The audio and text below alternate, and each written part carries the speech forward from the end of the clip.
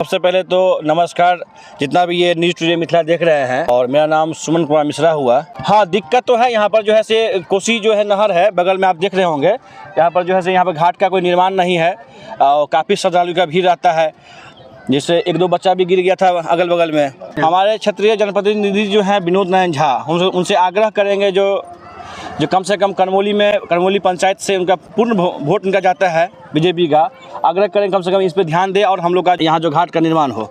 जिस पुल के लिए यहाँ पर कई आंदोलन हुए थे और काफ़ी यहाँ पे दुर्घटना देखी गई थी, कैसा लग रहा है जब यहाँ पे देख रहे हैं भव्य पुल का निर्माण हुआ? बहुत अच्छा लग रहा है और सरकारी की परियोजनाएं हैं। इसमें जिलाधिकारी को चाहिए था कि सबसे पहले ही बना देना चाहिए था, क्योंकि ये कोसी नहर है, ये आज से नहीं है। मुझे लगता है 30 साल पहले से ही ये बनना शुरू हो गया था, लेकिन कुछ यहाँ पे राजनीतिक रसूखों के चलते और कुछ जो हमारे असामाजिक तत्व बैठे हुए हैं, जो कि अपना ही सिर्फ कहीं न कहीं किसी पुल के निर्माण में जो है सो घोटाले की जैसी बतिया रही है। लेकिन देर है अंधेर नहीं है, सरकार की परियोजनाएं हैं और इस टाइप के परियोजनाएं होनी भी चाहिए। हम यहाँ के जिलाधिकारी से अनुरोध करते हैं कि छठ घाट का भी निर्माण अगर करा दी जाए, क्योंकि ये एक ऐसा है कोसी जो कि हर गांव से लगभग सारी गाँव का ये आपस में जोड़ता भी है, तो अच्छा लग रहा है और घटनाएं अब नहीं के बराबर हो रही है।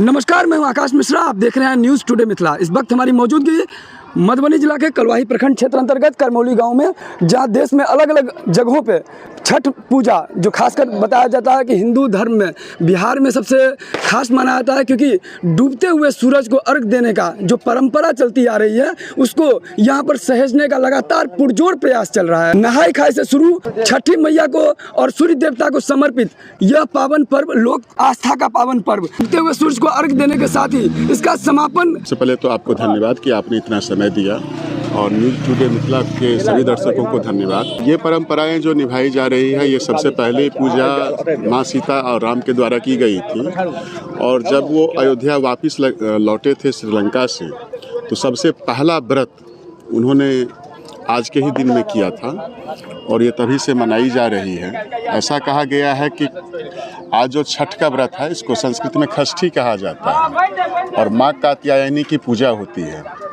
माँ कात्यायनी दुर्गा जी का ही एक स्वरूप है जिससे मनाया जाता है।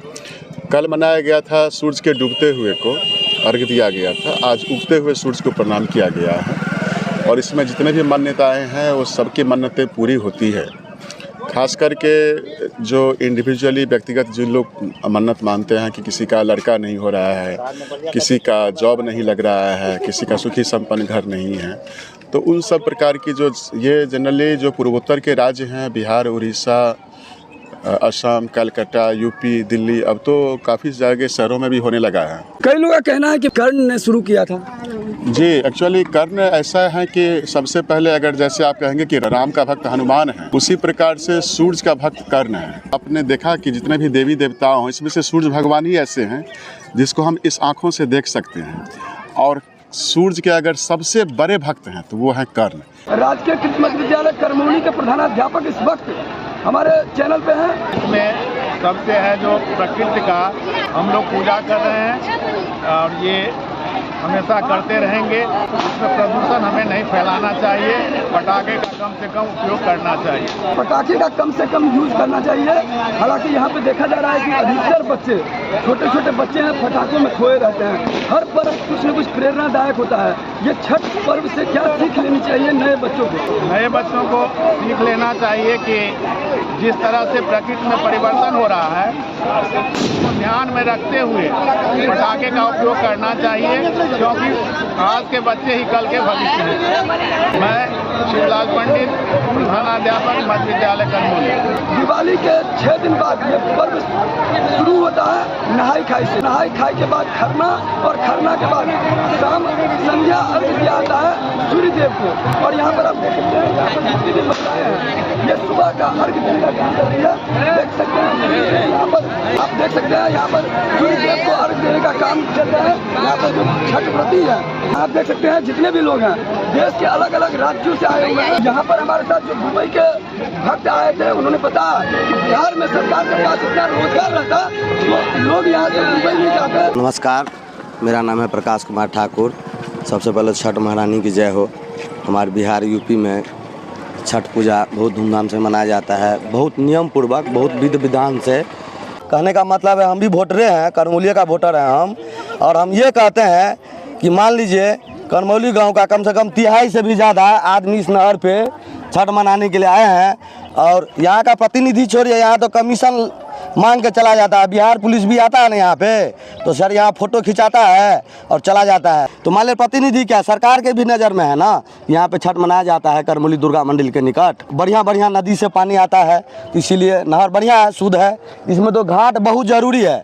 हम विनोद नारायण झा से हम आग्रह करब कि करमौली गाँव में दुर्गा मंदिर के निकट जे छे नहर, ओइमे घाट बनेनाइ बहुत जरूरी छे। जब यहाँ पे दुर्घटना होता था तो यहाँ पे वो दुर्घटना वाले आदमी को विदेश से बचाने के लिए नहीं आता था।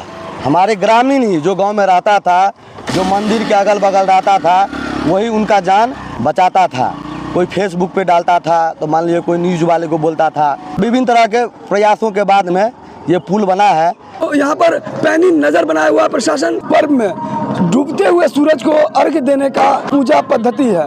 क्या कहेंगे, डूबते हुए सूरज को अर्घ क्यों दिया जाता है? आकृष्ण रसा वर्तमानो निवेशन मृतम मृतन च हिरण्यन सत्तारसेन देवो जाति भुवनान पश्यन नमो सूर्याय नमः। उगते हुए सूर्य को हम इसलिए नमन करते हैं कि हमको शारीरिक धन संपत्ति पुत्र सब चीज़ से समृद्धि हो, आगे चल कर के हमको अच्छा समय बने।